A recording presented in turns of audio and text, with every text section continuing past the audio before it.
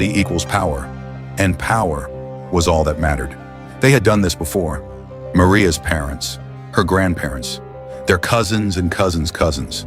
Generation after generation, the same names, the same faces, the same thin thread of lineage twisted tighter and tighter until it became a noose. To unite empires, they bound the blood. And so, as candles burned beside altars carved centuries before, and choirs sang of divine providence, a vow was spoken. Not in the language of hearts, but in the cold dialect of inheritance. The veil hid her tears, but not from the old midwife standing in the shadows. She had seen this before. Young brides brought from foreign lands, with Latin in their prayers and fear in their bellies. They always came smiling, but this one was already with child. Too soon, too quiet, too convenient. The palace cheered, but in back rooms whispers coiled like smoke. A new heir so quickly, a miracle, a calculation. For every cradle meant succession, and every succession meant control. But what of the child? What of the soul forming in the hush behind silk curtains? Did anyone ask what it would cost him to be born a symbol? Number. They only toasted. Silver goblets raised high, orchestras swelled, and marble walls trembled with applause, not for love, but for the illusion of it. Maria smiled as taught, curtsied as instructed, walked with poise as expected, but her fingers trembled behind lace, and deep in her bones, beneath all the royal bloodlines, something older stirred, not joy, not pride, a quiet fear. Because even she, barely more than a girl, knew this truth. Empires are not built on love. They are built on sacrifice, and sometimes the first to be sacrificed is the one still in the womb. The birth was quiet. No cannons, no bells, no proclamation from the palace balconies. Just a faint cry, and the swift drawing of curtains. In a nursery lined with silk, beneath frescoes of cherubs and saints, a boy entered the world. Fragile, twitching, silent where he should have wailed. The midwife paused. The nurse turned pale. His hands trembled, not from cold, but as if the blood inside him was unsure how to flow. They named him nothing. No trumpet of Don Ranieri. No christening in the cathedral beneath the stained glass saints. The pages of history, so quick to record names of generals and heirs, left this one blank. Some whispered Ranieri, others said Angelo. But these were not titles. They were apologies. For how do you name a child you're already trying to forget? Doctors came with furrowed brows. Priests followed, murmuring prayers too short to mean anything. One minister signed a paper, folded it once, twice, and dropped it into the fire. Its ashes rose like smoke from a censored truth. They called it a mercy. A child unfit for throne was unfit for memory. In the royal court of Naples, perfection was protocol, and protocol does not weep. But behind locked doors, the queen did. She asked, no, pleaded, to see her son. The king said, "It is better this way," as if hiding a child could cleanse the blood, as if silence could undo the shape of his face. And so one servant, one soul brave enough to disobey quietly, led her to the forgotten wing. There, behind a heavy wooden door that did not creak, in a chamber with no crest, no guards, no tapestries, was the boy. He lay in a cradle too grand for such small limbs, lace folded over him like fog.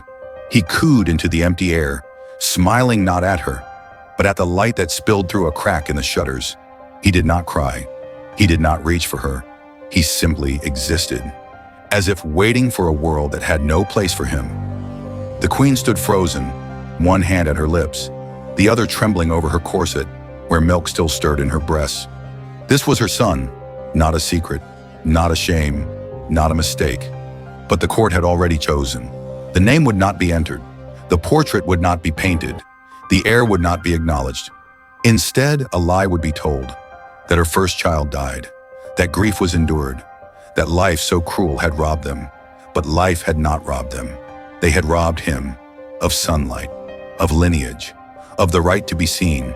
And in his place, history would raise another, a second son, healthy, sharp-eyed, public, to stand where he never could.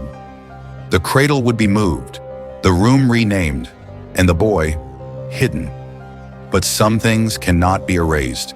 A breath, a hum, the faint trace of a child's warmth on the queen's fingertips. He would never sit a throne. He would never wear a crown.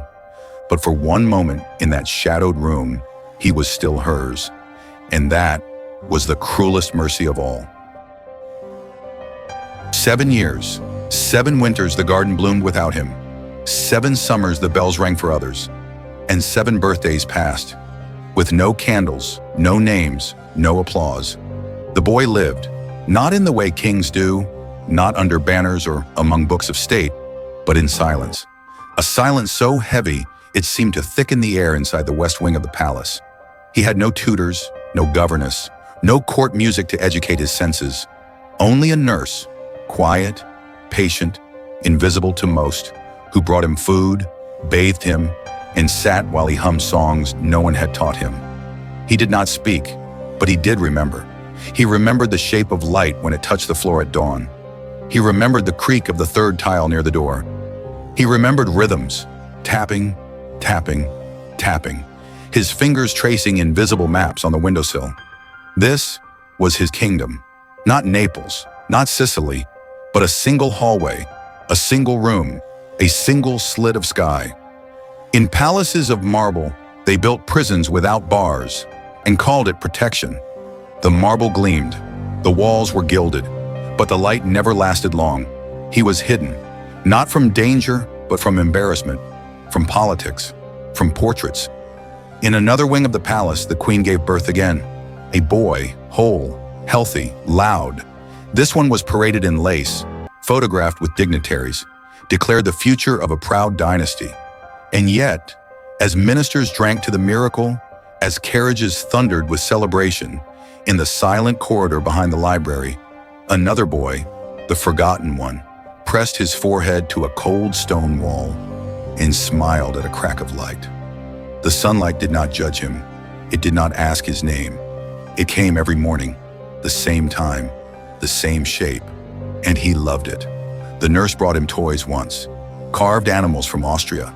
He lined them up perfectly, then again and again, until they formed a silent procession, like courtiers frozen in wood. One afternoon, she brought something different, a mirror, oval, polished, silver-backed. It had belonged to the queen. She placed it in his hand and waited. He stared, at first confused, then curious, then still. His eyes, always wandering, now locked onto the glass. He reached out slowly, touched the reflection, touched his own cheek, traced the curve of his brow, the uneven slope of his lip, and then he turned away. No fear, no crying, just refusal. He placed the mirror face down on the floor and never looked into it again. What he saw, or didn't want to see, no one could ever know.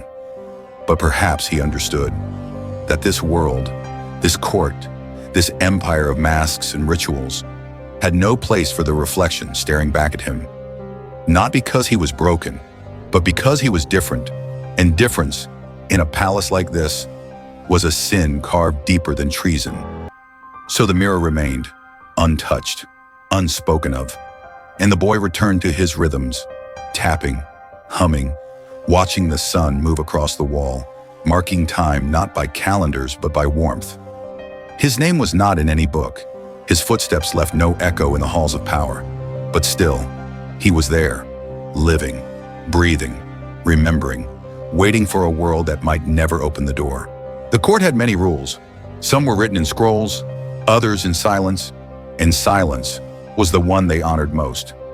When the painter arrived, summoned to immortalize the royal family in oil and gold, he brought with him brushes, palettes, and a question no one wanted to answer. Should I include the firstborn? The room froze. Eyes avoided eyes. A fan snapped shut. One minister